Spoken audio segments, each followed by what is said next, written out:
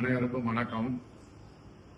தஞ்சை மாவட்ட வணிகர் சங்க கூட்டமைப்பின் மாவட்ட தலைவர் முருகேசன். நான் தஞ்சாவூர் மனாஞ்சிப்பட்டி ரோட்டில் உள்ள ஒரு ஹோட்டலில் இரவு நேரத்தில் ஆட்டோ டிரைவர் 2 பேர் வந்து மது அருந்திவிட்டு சாப்பிட்டுக்கிட்டு தகராறு செய்து டேபிள் சேர்லாம் இவர் கடையில் உடச்சி தகராறு பண்ணிட்டு மேலும் அக்கா மாமாரை தாக்கி விட்டு சென்று விட்டார்கள்.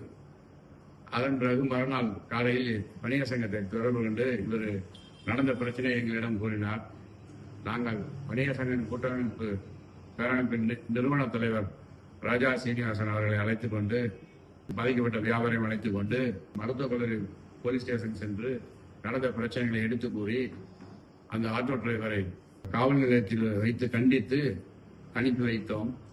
இது போன்ற சம்பவங்கள் ஏதேனும் நடந்தால் வணிகர் சங்கத்தில் கூறி பிரச்சனைகளை தீர்வு கண்டுகொள்ளலாம்.